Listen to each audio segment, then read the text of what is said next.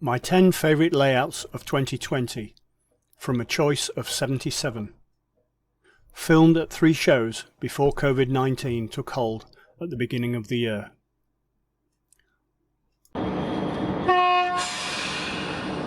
As ever, my selection is always difficult. I hope you enjoy the skill and dedication needed to build such excellent models. If you are new to my channel, become a subscriber. And don't forget the bell icon for notifications. This HO gauge layout is Irrgarten, exhibited by Clydeside Model Railway Club. I spoke with Duncan at the show, who gave me some details about the layout. Well, generally it's a rabbit warren type layout. There's a load of tunnels, and it's a challenge for the viewer to see where the next train's going to come out of. A wee bit of trickery, give them a bit of interest in it. You see the kids sometimes pick it up quicker than dads and mums. Oh, the train's coming out of there. And then we can change it slightly so that you get somebody that's very confident, oh, that train will be coming out that tunnel, and all of a sudden it doesn't, it comes out of another tunnel. We've chosen bits of Switzerland. We have the Victoria Rock, for example, or the Balscheiser Bridge, or the Remagen bridges. These are all shown on the layout, but obviously it's not together. We've just gone for the highlights. How big is it? It's 4 baseboards by 4 feet, so 18, roughly about 18 feet by about 6 feet wide. It's a continuous loop. It's a dog bone. That's the secret to all the hidden tunnels. That's correct. We divide it into 3 sections plus a common section. So there's a red. We have it red for simplicity. Call it the red section, the green section, and the blue section. The blue section is a loop, and the driver will take the train from the station down to the bottom loop. He'll change it over and bring another train up. Okay. Then that train from the station will leave and it'll either go around the green loop, which is a shorter loop, and bring it out at the top station, or go around the red loop, which means it does a couple of circuits of the track and then ends up at the station. Your back scene, what's that? It's one of our members. Liam came along and he basically painted it. He's quite an artist, as you can see. Your buildings, are they kit or scratch? The buildings are kits, Keybreeze and similar side kits. Scratch buildings, the station itself, which is based on the one at Blowsey Mitholtz, that is a scratch built one, and there's a house next to that that's scratch built. All the others are Keybreeze kits. All the viaducts and bridges are all bespoke for the layout, so they're all scratch built. Tracking points, what are they? Track points, standard Pico, code 100. The catenary is all hand built. Is it double O or is it HO? It's HO. It's HO scale. The catenary is all hand built. Control system, what's the control system? Old H&M duets. Bizarrely, the modern Gauge Masters things don't have the current to take the motors up. All the stock's quite old. A mixture, just proprietary stuff, mostly Rocco, Lima. There's a couple of Fleischmann items and things like that there. Operation, what would you normally operate with? Two people usually operate it. You can do it in one. The person at the top, he controls the red, and you mentioned the red and the green section. So he controls the red news. He does the 2 sections at the top, and he generally runs 2 trains. They're all protected. Have a system of protection. Simply the signal. You see the signals at the end of the platforms. The signal also controls power to the track for the last section. So if you set your signal to red, the train will not run through. It's that thing of things are still moving out front while you're attending to the problem at the back.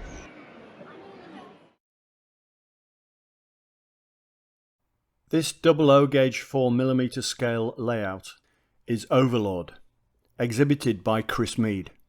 As with the Great War some 30 years previously, the railways also played a key role in World War II, transporting people and material throughout the country, dispersing the returning troops rescued from Dunkirk, evacuating children from the London Blitz, and moving the men and material from their depots and assembly areas to the embarkation points for the D-Day landings of June 1944, codenamed Overlord, from which the layout gets its name. Based loosely on Southampton and Portsmouth dockyards, the layout attempts to depict the hectic quayside activities to be found at many of the southern ports of England in the days surrounding the invasion of Normandy. Much of the variety and confusion of the moment are displayed. Tanks await loading, mechanised infantry columns search for their embarkation point. There are specialist vehicles such as bridge layers, rocket launchers, mine clearers and amphibious tanks needed to ensure the success of the landings. Landing ships of various sizes, together with the vital support of escorting destroyers, launches and torpedo boats, prepare to put to sea. Overhead, gliders make their way south, watched over by the wafts on the anti-aircraft guns and barrage balloon. And finally, there are tea ladies of the NAFI, providing a continuous supply of drinks to the nervous troops. Although the layout has been exhibited for a number of years, we are still adding to it.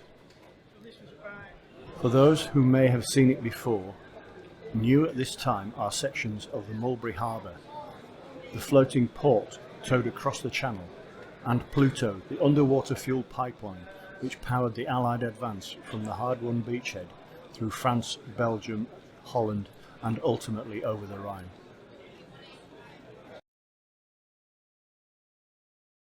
This double-O gauge end-to-end layout is Towcester, exhibited by George Woodcock, John Norton and Richard Coleman.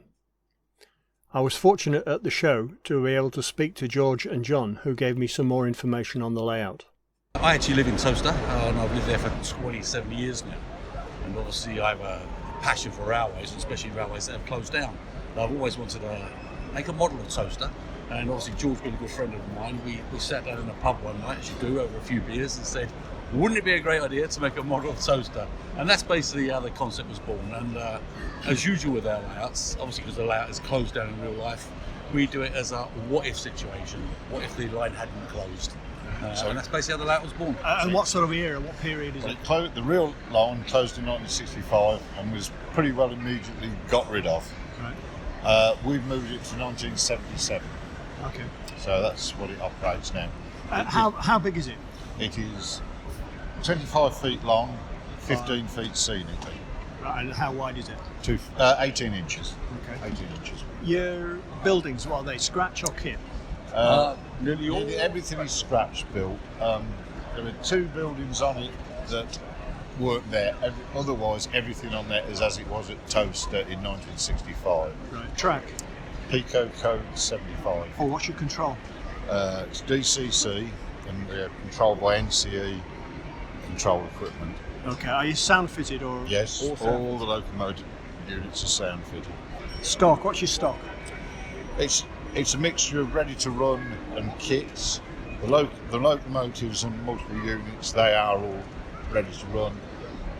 Some of them resprayed, all renumbered. The thing with the line, because the line actually never had diesel traction on it, but all the trains on it represent traffic that, if the line had stayed open, could have run on it. And most of them are based on real trains that ran in the area, but sadly didn't go down this line. Operation, how many do you normally have to operate?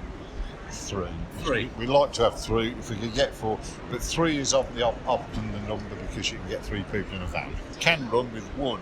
I mean, I'm well known for shunting the yard in there. Right. You can leave me in there, I can do that. Controller in each hand, is it? No, just one controller. I can walk away for an hour. I'm just sat in the yard. And you can do it, and people just stand and watch it. There's, because there's something moving all the time.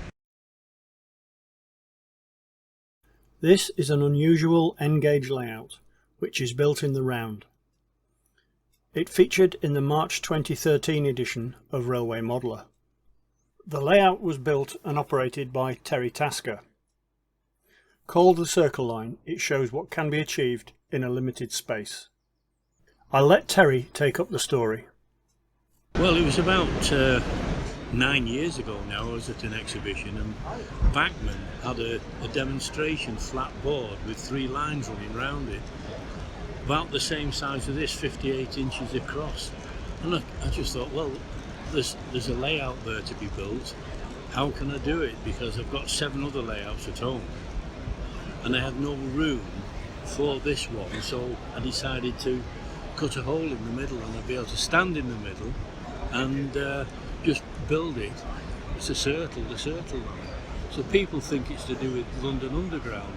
Sorry to disappoint me. The baseboard was cut from a 5 foot by 5 foot square of 1/2 inch MDF.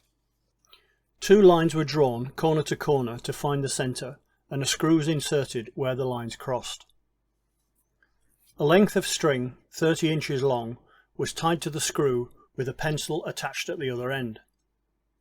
A 5-foot diameter circle was then drawn to outline the outer edge.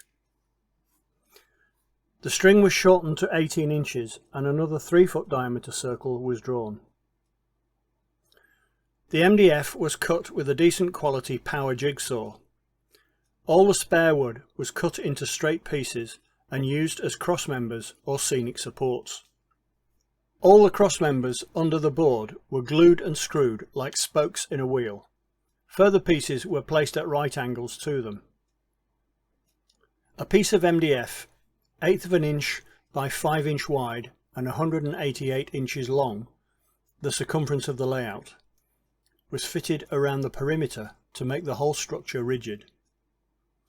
A similar piece, 113 inches long, was added to the inner circle. The buildings and whatever on the thing, is they scratch or all? Most of it's all scratch. The buildings are scratch. The tunnel, the cutaway, if you like, that was by Mercia. It was a kit, and I just thought to myself, that look, for a cutting, it just looks right. So I put that in. The inspiration for the scenery came from my wife. She does a lot of cloth sculpture modelling, and she uses a fabric hardener called Pavapol, which is from the Netherlands.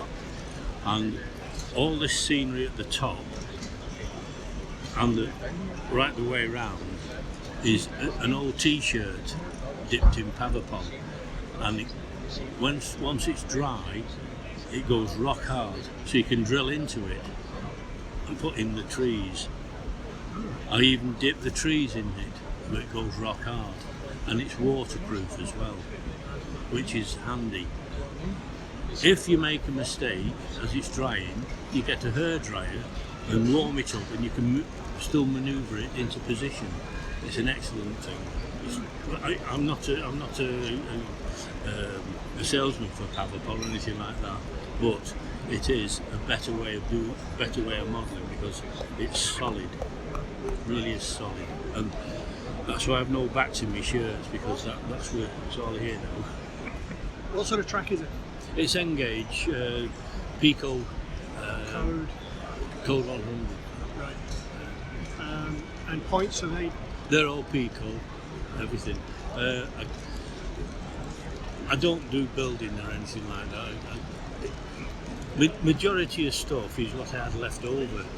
I think I only had to buy about 3 points, and the point motors are Pico as well. What control have you got? I've got the Gauge Master Model D. It's a double header, if you like, one for the inner line and one for the outer line, and a set of working lights, which I keep forgetting to switch over to green, and I get reminded by people, "You've just shot a red light." I said, "Well, I'll sack the driver." What's your stock? All my stock is ready to run, and over the years I've been going round these exhibitions and buying up as much. You see them, faulty wagon or this and you buy them. It's usually a wheel that's not right, or a coupling that's not right. You can repair them quite easily. Some of the wagons nowadays are like £45 for 2. Well, you can't justify that. So I look for broken second-hand ones that nobody else wants, which are poor. So therefore, it makes the hobby cheaper rather than being ridiculous. This EM gauge layout is Hornsey Broadway, exhibited by Keir Hardy. There are a number of limited vantage points in the metropolis due to the built-up nature of the area. But here we will be able to see a cross-section of express passenger and suburban trains, along with a wide variety of inter-regional freight making its way to and from marshalling yards and industries of East London. I spoke with Keir at the exhibition to get some more information. Primarily, this is a recreation of my train spotting days when I was a teenager. It's the area of North London an amalgam of various locations, and somewhere where we would have seen trains passing by, the sort of trains that you would have seen back in the day. And what sort of era is it? We're talking early 1970s. Okay. How big is it? The scenic section is 24 foot long, but to enable trains to run through the scene, we have the end curves and the storage yard at the back, which takes the layout up to a total size of 40 foot long. There's 4 independent circuits, and you can connect from one to the other via various loops, crossovers, flyovers and cut-unders. How have you done your back scene? I've tended not to bother too much with the back scene, but to try and create or enclose the scene by using 3-dimensional buildings. Right. So what you see at the back of the layout are the buildings raised high to try and give that effect. The buildings, are they scratch or kit? There's a mixture there of HO scale kits. There's a lot of scratch built buildings. Just 1 or 2 you might be able to identify as ready to plonk, but heavily customised. Okay. Control, what's your control system? Just basic DC. We haven't gone down any routes. digital? No, there's no digital. Track, what's your track? The scenic section we tend to use C&L, ready to lay EM, and then all the point work is built in situ using copper clad sleepers. Okay. For the off-scene section we tend to use the more robust SMP, and in the storage yard we use aluminium angle. What's your stock?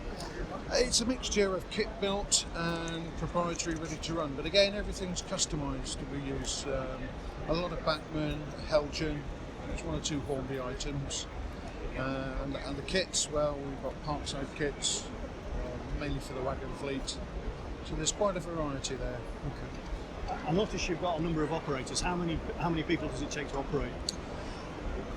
At any one time there are 6 controllers, so we have 2 for the depot and 4 for the main lines. So if we have a team of 9, it means that we have sort of a good system of rest and sure.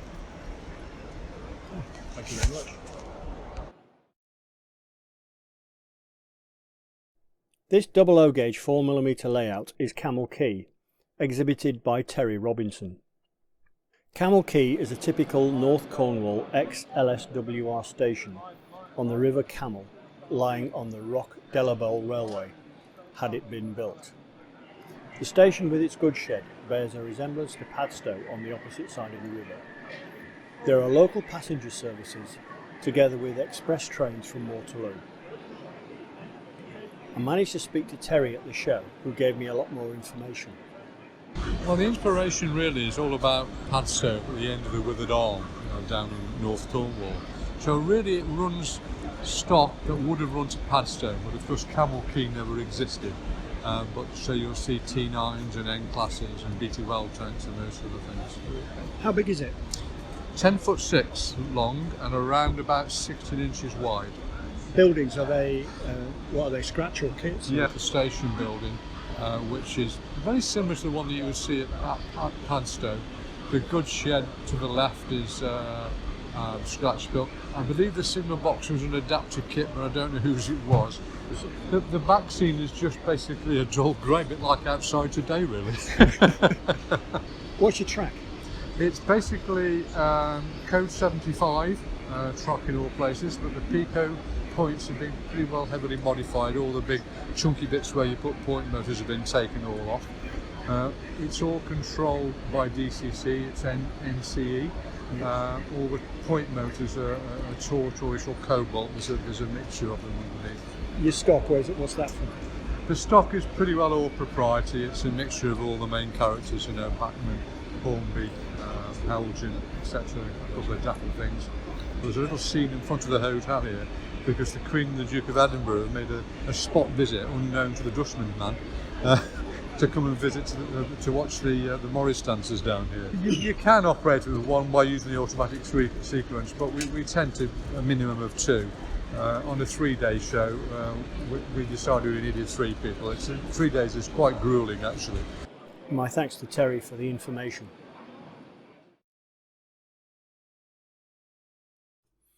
This 00 gauge layout is Ebsworth Street, exhibited by Greg Marshall. Ebsworth Street is an ambitious modern image double O layout for the exhibition circuit. The track layout is designed for the signalling and operation side. I was fortunate enough to speak to Greg at the show, who gave me some more information. So basically, Ebsworth Street firstly come around is obviously I belong to the Beckenham and West Wickham Model Railway Club, and unfortunately we had to get rid of one of our modern image exhibition layouts. And obviously I tried to take as many of the bits that I liked about the layout and other layouts that I've seen going to exhibitions. So I then started to build Ebsworth Street. So what we then decided to do is it was based in the Midlands, because I've got a lot of Midland stock.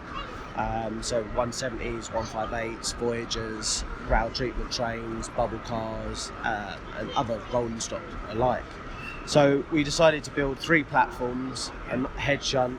We've got a nice diesel depot area with a shed. We've got a carriage wash sidings. We've got 2 really long sidings which we tend to put in like RRVs, rail treatment trains like MPVs, a load of rolling stock like locos, 68s, 66s, 57s, 47s, and then we've got a lovely little fuel point down the far end of the layout. And obviously we use a nice unique track circuiting colour light signalling system. So it basically gives that real effect to what it is like out on the real railway. How big is it? So the layout first started off at 24 foot, and in 6 years it's actually grown to 33 foot by 8 foot by 16. So it's in like almost like a U shape. Okay, and how wide's the scenic? So the scenic section boards are 2 foot wide. And how many boards is that? So we've altogether there's just over 16 boards for the whole layout. Back scene?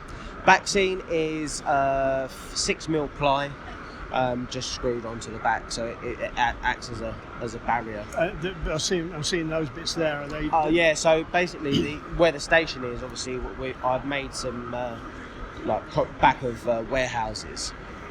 So obviously we've done that via 3D printer.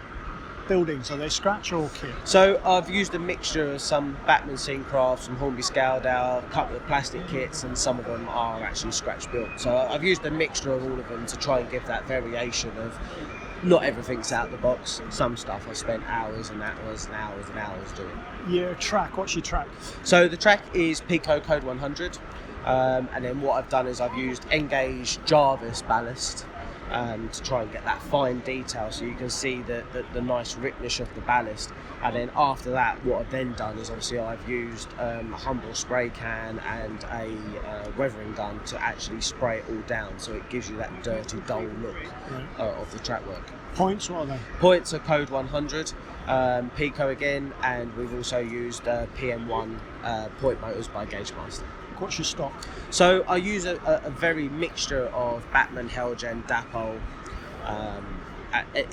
We do a lot of stuff. Some of the stuff I've used some Hornby as well. See, I tend to try a little bit of conversions and bits and pieces on some stuff.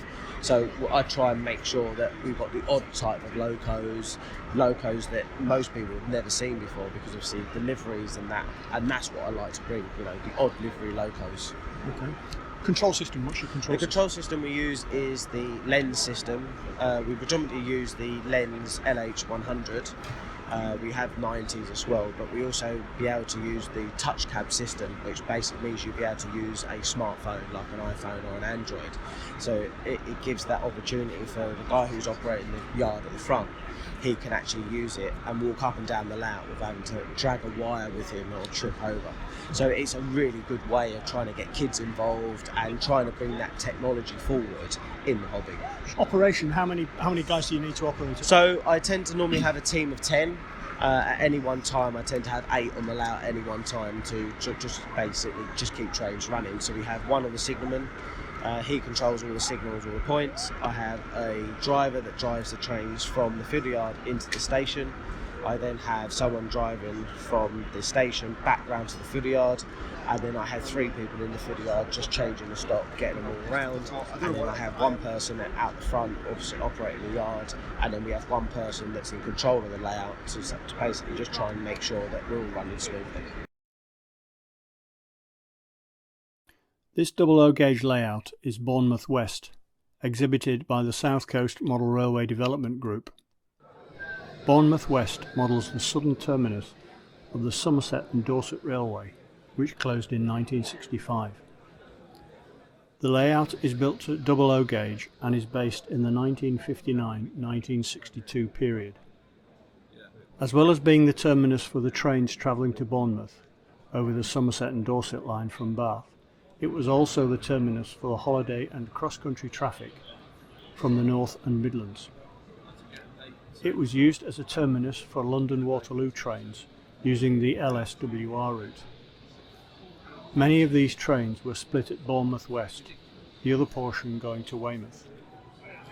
Other services operated from here to Salisbury, together with push-pull trains to Brockenhurst via Wimborne.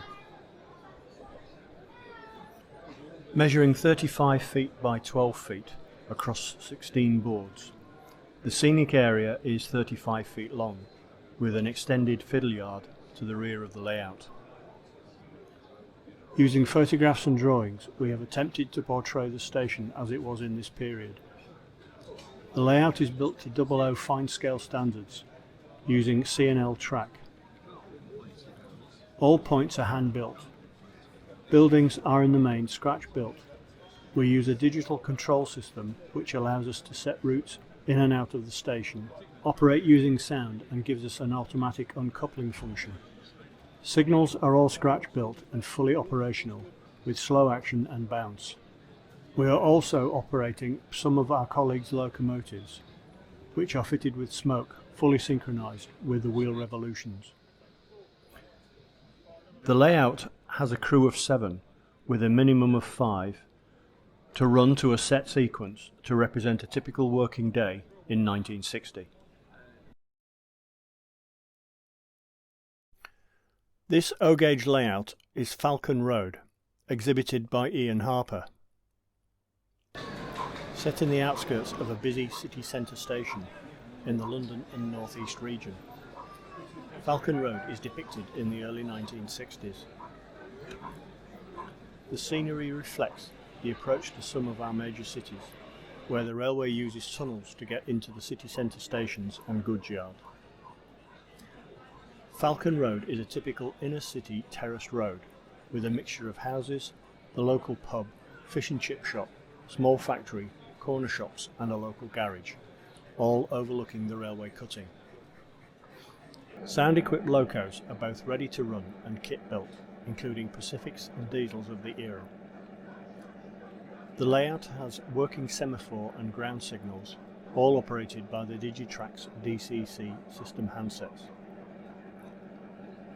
The 16-foot by 2-foot scenic section is complemented by 2 4-foot traverser boards and a hidden return section, enabling realistic operation of O-gauge trains on a very small footprint, ideal for exhibitions. The overall footprint is 26 feet by 6 feet, allowing 4 operators to work the layout. With remote handsets, we can operate from the front, interacting with visitors, as well as from the back.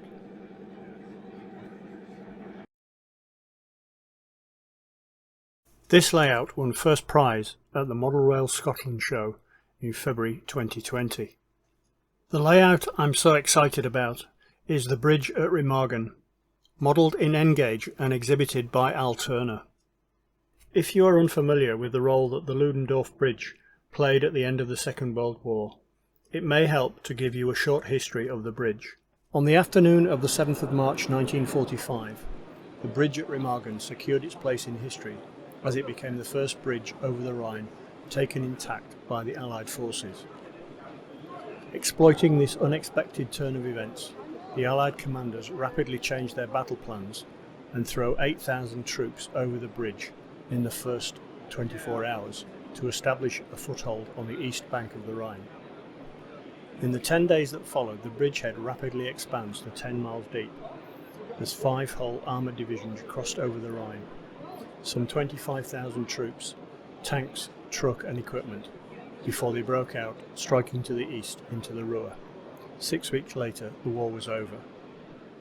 The bridge at Remagen is an N-gauge World War II era layout, centred around a true-scale model of the famous Ludendorff Bridge, and is set 6 months before these events in late September 1944, chronologically sitting between Operation Market Garden and the Battle of the Bulge, where the defences around the bridge are being built up in the face of the coming Allied advance. Measuring 10 metres long, Remagen is a large dramatic layout. The most significant feature and the focal point of the layout is the Ludendorff Bridge. At 2 metres long, it is an accurate scale replica. At the start of the project there were no drawings readily available of the bridge, so working from known dimensions and extracting other dimensions from photographs, drawings were produced to the scale required. Contact was made with the curator of the Peace Museum, located in the West Bank Tower, and with his help acquired a scale drawing which was then enlarged to 1:160, and overlaid on the previous drawings proved a pretty accurate match. The bridge and abutments took the best part of a year to complete. The bridge is all brass construction with individual pieces of engineering brass sections soldered together to construct the freestanding structure. The abutments are constructed from a 3mm PVC card framework which was then clad with textured plasticard. The technique was used on all the buildings. I managed to speak with Al at the exhibition, who gave me a bit more information. The inspiration came from the film, The Bridge at Remagen, which is the 1968 film with Robert Vaughan and George Segal in it. Oh, right, yeah. Yep, I watched it many years ago as a young kid on a rainy, sunny afternoon with my dad, and I just thought trains and tanks in the same place, that was fantastic. About 5-6 years ago, I suddenly had the opportunity to be able to realise this layout and just sort of set to and did it. How big is it? 10 metres, just short of 10 metres length to length. And width? Width, metre, or the front piece is about 900, just over a metre in total operating space. A lot of thought went into the back scene. I know we didn't look it. What to do, whether grey sky or blue sky or scenery and such like. And the problem is with the river being so wide, almost 1.5 metres wide, painting that and getting the perspectives right wouldn't work for anywhere other than being stood right in front of the river. So I thought, go for a clear, bland, grey, sort of grey, sky grey backs will work. Everything on the layout is scratch built with the exception of the signal box and the signal gantry, right, which time has maybe had to revert to a kit on that one, and I think I'll probably replace it with a scratch built one later. But everything else, the bridge, the abutments, the farm buildings, the barn, they're all scratch built. And that was sourced from photographs, was it? Yeah, it is. From the centre point of the layout, that way, that is scale accurate. And it's been taken from photographs, maps, aero reconnaissance photographs, place all the bits there, same with the trench systems and such like, the anti-aircraft battery on top of the mountain. It's all taken from historical photographs. From the centre line going west, there's a lot of artistic licence in there to make it an operational layout. The control system, what is it? Simple DC. Simple DC. There's nothing complicated here. One controller controls the east route, the other controller controls the west route. Both operate completely independent from each other, so you've got problems with one, doesn't affect the other. So how many operators would it normally take? Normally 3. One on the west, one on the east, one just troubleshooting as things come off. They 10 gauge, the wagons are so light, they have a tendency to jump off and rail joints and such like. Your stock, what is it? Most of it's ready to run stuff. That's either had some modification with changing the lettering and such like to warp time mirror. Others have really heavy modification on them. The streamline has just gone through. That's been stripped back, had the streamline casing stripped off. It has. Other stuff such as the Garrett mortars here are kits that have been converted to Remagen. Okay. Other bits are completely scratch built. The armoured train up on the top there is scratch built. There's a rail ripper that runs around, again that's scratch built. I'd like to thank Al for the information. To view some of my other content, click on a playlist. Don't forget to subscribe, and I'll see you there.